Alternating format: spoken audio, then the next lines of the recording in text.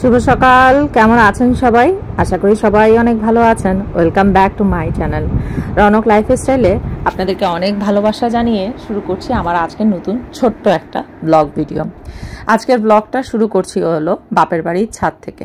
এই যে আমার কন্যাকে দেখতে পারতেছেন, সকালবেলা ঘুম থেকে উঠে এমন হাফ ভাপ মেরে সে রেডি হয়ে যায়। আর আমরা আজকে একদম সকাল সকাল ছাদে উঠেছি, কারণ ছাদের যে মিষ্টি রোদটা সেটা একটু উপভোগ করার জন্য। তবে প্রচণ্ড পরিমাণ বাতাস হচ্ছে, আর গতকালকে খুব বেশি বৃষ্টি হয়েছিল। আমাদের এই পান গাছটা খুব মিষ্টি, কিন্তু বাড়িতে সেম পান গাছ যেটা চারা থেকে আমরা এটা রোপণ করেছি ওইটা একটুখানি ঝাঁঝালো টাইপের। তবে আমার এই পানটা খুব ছোট ছোট হয়। আর এবার খুব দুঃখের সাথে জানাচ্ছি, পানের পাতাগুলো কেমন জানি হয়ে গেছে। আর পাশে যে বড় কচু গাছটা দেখছেন, এটা নোয়াখালী থেকে এসেছে। আজকে পুঁইশাক পাড়ছি, হালকা একটু পুঁইশাক দিয়ে ইলিশ মাছের মাথা রান্না করব বলে। এবার পুঁইশাকের ডাঁটাগুলো এত বিশাল বিশাল হয়েছে, খুব ভাল লাগছে। বাবা কাটার সময় দেখেনি যে এই ডাঁটাটা সবচাইতে বড়। এখন আফসোস করতেছে যে এত বড় ডাঁটাটা কেন কেটে ফেললাম। আসলে এই ডাঁটাগুলোর উপরেই হচ্ছে পুঁইশাকের যে বিচিটা হয় সেটা হয়। খুব ভাল লাগে কিন্তু ওই বিচি দিয়ে তরকারিগুলো খেতে। যাই হোক, এবার লতি পাড়তে চেয়েছিলাম, কিন্তু লতিতে এত পানি হয়েছে, লতিগুলো জানি কেমন হয়ে গেল। তাই আর লতিগুলো পারিনি। আরেকটা জিনিস দেখলাম, লতি থেকে ফুল হবে। তাই ভাবলাম যে থাক, লতিগুলো যেমন আছে অমনই থাক, পরে যখন ফুল হবে লতির ফুলগুলো তুলে খাওয়া যাবে। এর মাঝে একবার লতির ফুলগুলো কেটেছিলাম, খুব ভালোই লাগে। আর আমি এবার গাছে উঠে সবগুলা টপের থেকে পানিগুলো ফালাচ্ছি। আমার ড্রাগন গাছটা এবার ফেলে দিব ভাবছি। এই ড্রাগন গাছটা আমার বারান্দায় ছিল, খালি বাড়তো আর বড় হতো, আর কোনো ফলই কিন্তু দিত না। সবার বাড়িতে গিয়েই দেখি ড্রাগনের ফল হয়, বাট আমার এতগুলো ড্রাগন গাছ আপনারা বিশ্বাসও করতে পারবেন না, একটা থেকেও এবার ফল হচ্ছে না। কি সুন্দর বাতাস হচ্ছে, দেখেই না অনেক ভালো লাগছে। যাই হোক, কচু গাছগুলোও দেখলাম পাতাগুলো একটুখানি ঝরঝরা হয়ে গেছে, তাই ভাবলাম এবার যাওয়ার সময় কচু পাতা নিয়ে আসবো। কিন্তু দুঃখের বিষয়, এত বৃষ্টি হচ্ছিল আমি আর ছাদে উঠতে পারিনি। যাই হোক, এবার বৃষ্টিতে কিন্তু এই যে মাচার মতন করে দিয়েছিল বাবা পুঁইশাকের জন্য, এগুলো সব ভেঙে গেছে। তাই এগুলো সব একটা জায়গায় জটলা করে রেখে দেওয়া হয়েছে। পরে আবার বাতাস কমলে কিংবা বৃষ্টি কমলে ওগুলোকে আবার বেড়া দিয়ে দিবে। শীতকালে তো আর বৃষ্টি হয় না, শীতকালে খুব সুন্দরই লাগে। এত বাতাস, আজরানের চোখে ধুলা পড়ছে। আজরান বারবার তাই বলতেছে, মা চোখে খুব ধুলো পড়ছে। আর এই বাতাসটা এত ভাল লাগতেছিল। সকালবেলার আসলে মিষ্টি আবহাওয়াটা হচ্ছে এখান থেকে উপভোগ করতে আমার খুব বেশি ভালো লাগে। ভাবছি এবার লিফট হলে আমাদের ছাদেও কিছু গাছ লাগাবো। দেখি আমাদের ওখানকার লোক আবার পারমিশন দেয় কিনা। আসলে একটা কথা কি জানো, নিজের বাড়িটাই হচ্ছে সবচেয়ে বড় জিনিস। নিজের যদি বাড়ি না থাকে তাহলে এই ছাদ বাগান করা কিংবা একটুখানি আরামায়েশ করে চলা একদম পসিবল হয় না। আজান প্রতিদিন ছাদে উঠে নানার সাথে বলবে যে চলো আমরা একটুখানি দৌড় দিই। আজকে এত বাতাস হচ্ছিল, আজান বারবার ভয় পাচ্ছিল না জানি বাতাসেই সে উড়ে যায়। আমরা এটা নিয়ে অনেক মজা করতেছিলাম, দুষ্টামি করতেছিলাম, আর আজরান তো হেভি মজা পাচ্ছিল। আর আমার বাবার জ্বরটা একটুখানি কমেছে, তাই হচ্ছে ছাদে নিয়ে আসলাম, একসাথে একটুখানি পুঁইশাকগুলো পেড়ে নিই। এই কচু গাছটা থেকেই ভাবছিলাম পাতা নিব। এই কচু গাছের পাতার ভিতরে শুটকির একটা স্পেশাল ভর্তা আছে, যেটা করলে খুব বেশি ভাল লাগে। আসলে আমার বিয়ের পর নরসিংদীতে আমি অনেক ধরনের ভর্তা খেয়েছি, আর আমার নন্নাসের বাসায় প্রায়ই দেখি যে বিভিন্ন পদের ভর্তা বানানো হয়, যেটা দেখলে খুব লোভ লাগে। আর তোমরা তো সবাই জানো, একটু শুটকির ভর্তা পেলে আমি কি পরিমাণ খুশি হই। আকাশটা কত ক্লিয়ার, কি সুন্দর, তাই না? আর কি বাতাস! আর আমার মেয়ে তো চিৎকার করে বলতেছে, আই লাভ ইউ বাতাস। বাচ্চা মানুষের যেই দুষ্টামিগুলো থাকে সেটাই হচ্ছে। তো যাই হোক, আমরা এখান থেকে শাক টাক সব কিছু পেরে নিয়ে এবার হচ্ছে নিচে যাব, আর নিচে গিয়ে নাস্তা করব। তারপরে দেখা যাক কি রেডি করি। আজকে তোমাদেরকে দুটো জিনিস দেখাবো। প্রথম যে জিনিসটা সেটা হচ্ছে যে তোমরা অনেকেই আমাকে বলো সর্ষে বাটা কিংবা সর্ষের যে ভর্তাটা, সেই জিনিসটা কি। খুব ইজি একটা রেসিপি, সেটাই তোমাদের সাথে শেয়ার করব। আর মা বলছে যে 2 পিস সর্ষে মাছের সাথে খাওয়ার জন্য ইলিশ মাছ আছে, আর সাথে ইলিশের মাথা আছে। তো কি করবি, এগুলো সবগুলো দিয়েই কি সর্ষে ইলিশ করবি নাকি পুঁইশাক দিয়ে ডাটা করে রান্না করবি, সেটা একটুখানি চিন্তা করে আমাকে জানা। তা আমার মাথায় আসলো, মাছ যেহেতু কম, সর্ষে মাছটাই করি। আর আমি কিন্তু ইলিশ মাছটা খুব বেশি একটা পছন্দ করি না, আমি পছন্দ করি হচ্ছে ইলিশের ডিমটা।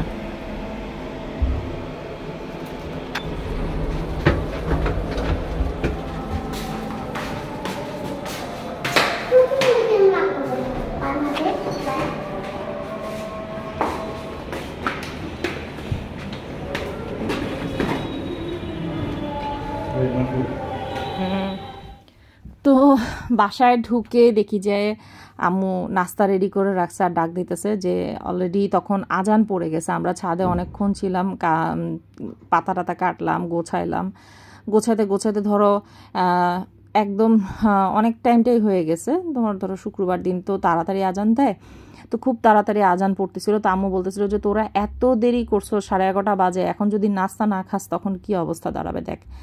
তো বাবা মার কাছে গেলে না এই একটা জায়গাতে খুব শান্তি থাকে। দেখো আব্বু জানে যে আমি আলাক্সার এই ডালটা খুব পছন্দ করি, কোন সময় গিয়ে জানি এটা নিয়ে আসছে। আমাদের বাসার নিচে রেস্টুরেন্ট বেশিরভাগই হচ্ছে আমাদের বাসার নিচে। এই একটা সুবিধা কি বলো তো, আমাদের বাসার নিচে অ্যাভারেজে বিভিন্ন ধরনের রেস্টুরেন্ট পাওয়া যায়। তোমার বাজেট কম থাকলেও তুমি খেতে পারবা ভালো মতন পেট ভরে, তোমার বাজেট বেশি থাকলেও তুমি খেতে পারবা পেট ভরে। মানে সব টাইপের মানুষ, সব ক্লাসের মানুষই কিন্তু খাওয়া দাওয়া করতে পারবে। তো এই মুরগিটা আব্বু অনেক দিন আগে আমাদের জন্য আনছিল। এই মুরগিটা আমার বাবা প্রায়ই আনে। আর মুরগিটা কীরকম পাকিস্তানি ফার্মো না করকোনা কেমন জানি, এই মুরগিটার একটা নাম আছে, মানে খুব ভাল লাগে এই মুরগিটা। আমার কাছে দেশি মুরগির থেকেও ফার্মের মুরগির থেকেও এই মুরগিটা খুব বেশি বেশি মজা লাগে কেন জানি। আমি তোমাদেরকে দেখাবো মুরগিটা, যে কিচেনটা থাকে সেটা একদিন তোমাদেরকে দেখাবো। তো এটা একটুখানি মাখা মাখা ঝোল করে রান্না করছে। আমি খালি পাতিল থেকে উঠাই নিয়ে খাচ্ছি আর তৃপ্তি করতেছি আর বলতেছি বাহ, কতদিন পর মনে হলো কেউ আমার জন্য নাস্তা রেডি করে ডাক দিতেছে, অথচ সবসময় আমি নাস্তা রেডি করে নিজে আর খাই না। এটা প্রত্যেকটা মেয়েরই দুঃখ। যাই হোক, তোমরা সরিষা ভর্তাটা জিজ্ঞাসা করো কীভাবে করি। দেখো পানিতে আমি 2টা সরিষা ভিজায় রাখছি, সাদা সরিষা এবং কালো সরিষা। বেশ কিছুক্ষণ ভিজায় রাখতে হবে, তাহলে বাটলে খুব সুন্দর করে হয়। বাটার আর ভিডিও দেখাইলাম না, সরিষা ভর্তাটা জাস্ট এটাই। এবার তুমি এটার সাথে কাঁচা পেঁয়াজটাও দিতে পারো অথবা একটু মরিচ দিতে পারো, কাঁচা মরিচটা দিতে পারো। তো আমি কি করি, কাঁচা মরিচটা এটার সাথে বেটে দিই। বাট এখন আমি এটা সর্ষে ইলিশ রান্না করবো বলে এখন আমি আর কাঁচা মরিচটা বেটে দিচ্ছি না। আমি এখান থেকে সর্ষে ইলিশ 2 পিস মাছ রান্নার জন্য যতটুকু লাগবে অতটুকু নিব, আর পরে যদি থাকে সেটাতে হালকা করে কাঁচা পেঁয়াজ দিয়ে অ্যাড করে নিব। তো এই তো ইলিশ মাছ 2 পিস ইলিশ মাছ ছিল, আর হচ্ছে ইলিশ মাছের মাথা ছিল। একদম ছোট্ট একটা মাছ, এটা নাকি 1400 টাকা নিয়েছে। খুব বেশি বড় না, দেখে মনে হচ্ছে না অনেক বেশি বড়, মানে ঝাটকা থেকে একটুখানি বড়। তবে এটার মধ্যে না ডিম হয়েছে। হ্যাঁ, এই ইলিশ মাছটার মধ্যে না ডিম হয়েছে। তো আর একটা জিনিস কি, তোমরা ইলিশ মাছ সম্পর্কে যেরকম জিজ্ঞেস করে, দেখো বড় ইলিশ মাছগুলা যেগুলো ধরো 2400 কেজি থাকে, ওগুলো একটা আলাদা স্বাদ হয়। যেমন এই মাছটা আমি রান্না করতেছি, ইলিশ মাছ রান্নাগুলো তো আশেপাশে সব মানুষ গ্রান পায়, তাই না? একটা ফোঁটা গ্রান আমি পাইনি, বিশ্বাস করো। আম্মু বলতেছিল যে আর কিছুক্ষণ দে পরে দেখবি যে গন্ধ পাবি। আসলে সত্য কথা বলতে গেলে সেরকম কোনো গন্ধ পাইনি। বাট হ্যাঁ, খেতে খুব দারুণ লাগছে। ইলিশ মাছ তো খেতে দারুণ লাগবে, বাট ঝাটকার থেকে একটু বড় কিংবা ঝাটকা টাইপের যে মাছগুলো হয় ওগুলোর আমার কাছে একদমই স্বাদ লাগে না, বেশ স্বাদ লাগে। তো এখানে মাথা দিয়ে প্রথমে ভাবছিলাম যে পুঁই শাকটা রান্না করব, পরে দেখলাম যে মাছ খুব কম আর সর্ষে বাটা যেহেতু আছে, পুঁই শাকের থেকে এভাবে খাইতে খুব বেশি পছন্দ করবে, বাবাও পছন্দ করবে, আমার কাছেও খুব ভালো লাগে। এরকম করে না অনেক ভাত খাওয়া যায়। তো যাই হোক, এটা হচ্ছে আমার পরের দিনের ভিডিও।